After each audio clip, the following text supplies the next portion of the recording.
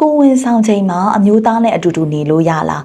ရိုးရိုးရှင်းရှင်းဖြေရမယ်ဆိုရင်တော့အဖြေကရပါတယ်ဒါပေမဲ့ဆောင်ရန်ရှောင်ရန်လေးတွေရှိတာမို့လို့ဒီဗီဒီယိုလေးကိုအဆုံးထိကြည့်ပေးပါနော်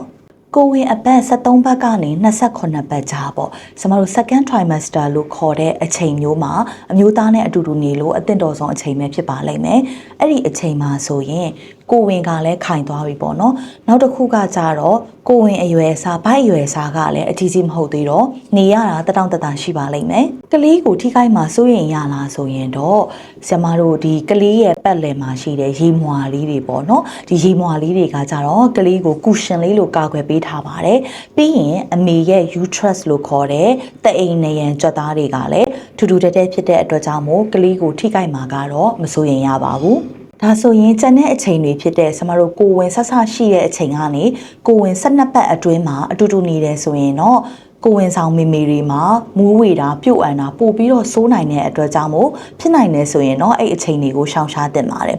ပြီးတော့ကိုဝင်28ပတ်ကနေပြီးတော့ပေါ့နော်မွေးကန်နေအချိန်အထိဆိုရင်တော့အဲ့အတွင်းမှာအတူတူနေမယ်ဆိုရင်သူကဒီတအိမ်ရဲ့ညှစ်အားကိုပို့ပြီးတော့ကောင်းစေတယ်လို့တအိမ်ရဲ့ညှစ်အားလာတယ်လို့ဖြစ်နိုင်စေတဲ့အတွက်ကြောင့်မို့အဲ့ဒီအချိန်တွေမှာအတူတူနေမယ်ဆိုလဲသတိထားရပါမယ်ပြီးပြီဆိုရင်တူတူနေတဲ့အခါမှာဘိုက်ကိုဖိမိတဲ့ပုံစံမျိုးနေတယ်ဆိုရင်လဲကလေးကိုထိခိုက်တာမကောင်းတာဖြစ်တဲ့အတွက်ကြောင့်မို့အဲ့အချိန်တွေမှာလည်းဖြစ်နိုင်တယ်ဆိုရင်တော့ရှောင်နိုင်ရင်အကောင်းဆုံးပဲဖြစ်ပါတယ်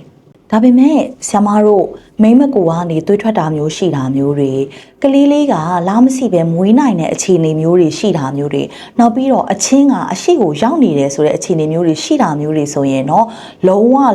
ကိုဝင်ဆောင်နေတဲ့အချိန်အတွင်းမှာအမျိုးသားနဲ့အတူတူနေလို့မရပါဘူးအားလုံးကိုကျေးဇူးတင်ပါတယ်ကျွန်မဒေါက်တာ Grace ပါ